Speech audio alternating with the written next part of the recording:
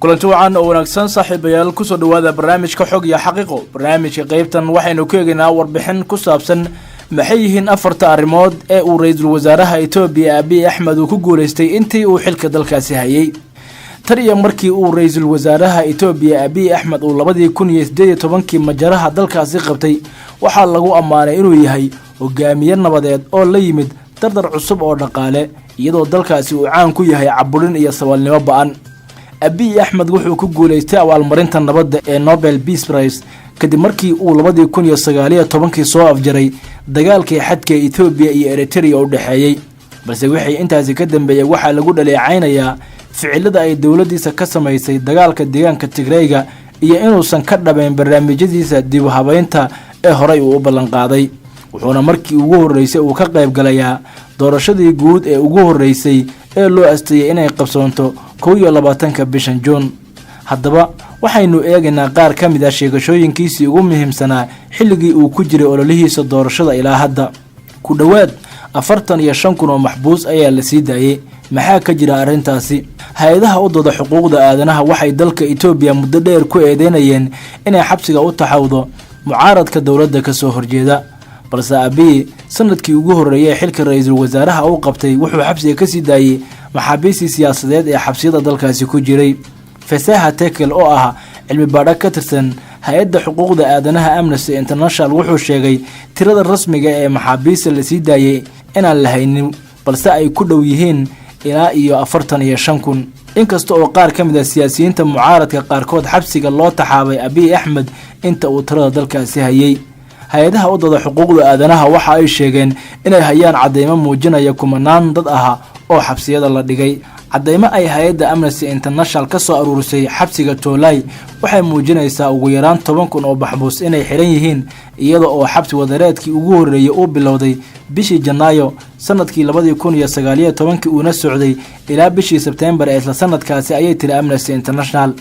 si la mid ah maxbuus hore oo ku xirnaa xabsiga Sanqale oo ah xarun booliska lagu tababaro dadka halkaasi ku xirnaa wuxuu ku qiyaasay ugu yaraan 2,000 oo qof sanadkii 2020 guddiga xuquuqul insaanka ee dalka Itoobiya wuxuu sheegay in 9,000 oo qof la xiray markii ay dhaceen rabshadihii ka dhashay dilkii loo geystay fanaankii caanka ah ee qowmiyadda Oromada ee Hajaru Hundessa siideynta kumanaanta maxaabiis siyaasadeed ee bilihii ugu dambeeyay maamulkii hore iyo bilooyinkii ugu horeeyay Abiy Ahmed oo xafiiska joogay waxay ahaayeen kuwa la yaab leh balse wali hawsha fari kama qodneen ayay tiri Leishia Beda oo hore uga tirsanayd hay'adda aan dawliga ahayn ee Human Rights Watch laga soo bilaabo bartamaha sanadkii 2019 markii uu dhacay falkii ay dawladdu ku sheegtay afgambi ka dhacay deegaanka Axmaarada dawladda dhexe dalkaasi waxay bilowday siyaasiyiinta mucaaradka ah in la xirxiro arrintaasi oo sii socotay laga soo bilaabo xilligaasi 2020 waxaa la xirxiray siyaasiyiin mucaarad ah oo caan ah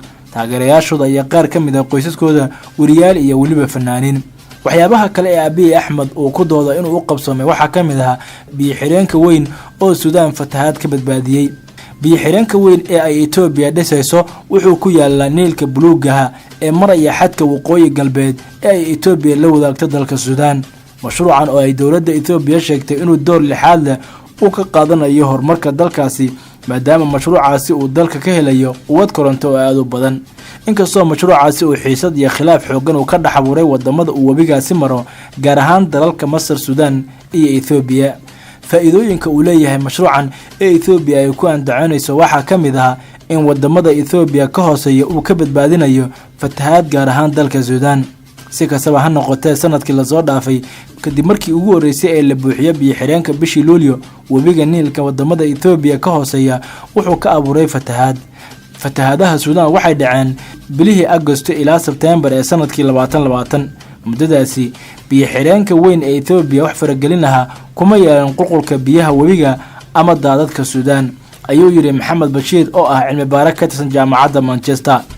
heerarka biyaha ayaa markii hore hoos uga dhacay Suudaan maadaama kaydka uu buuxsamayay laakiin markii uu biyo xidhanku awood yeesho wabiga ayaa ku soo laabtay heerkiisii hore ee dabiiciga ahaa Suudaan guud ahaan mashruucaasi way taageersan tahay balse waxay walaac ka qabtaa saameynta fatahaadda uu biyo xireenkaasi mustaqbalka yeelanayo si loo maareeyo biyo xireenka iyo kaalinta kormeer ee ay Suudaan ku leedahay ayuu yiri Bashiir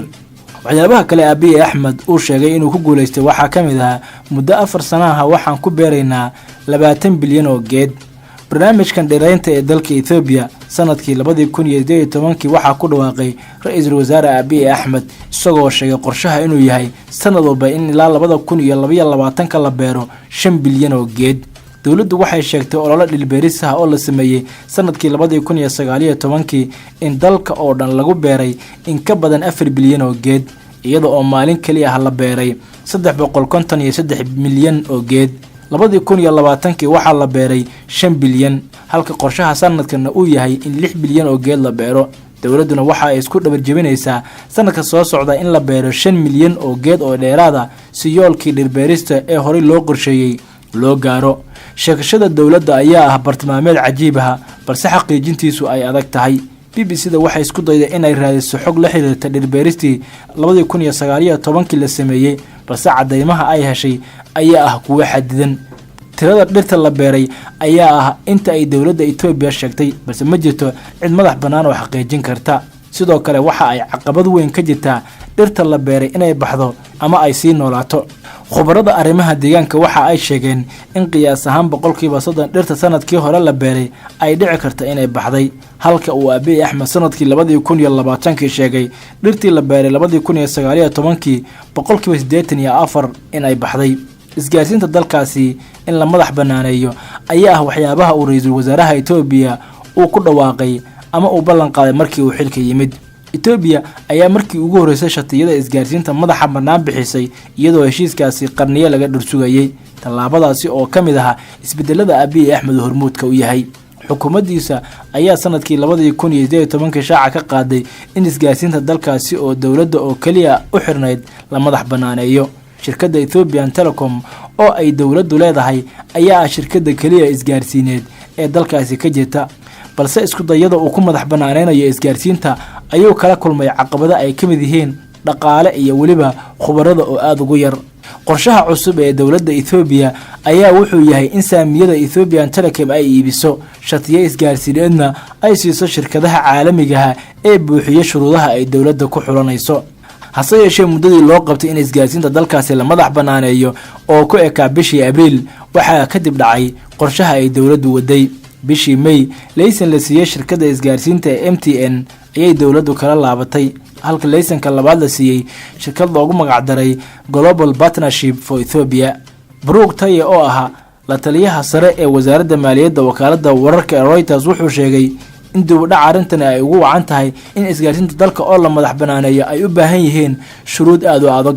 shirkadaha kale ee ay dawladda Ethiopia leedahay ee la damacsanaa qayb kamid ah in lagu wareejiyo ganacsiyada madaxa bannaan waxaa kamid ah shirkadda diyaaradaha Ethiopia balse qorshahaasi waxa ay dawladdu ka laabatay sanadkii hore lamana oga sababta arrintaasi.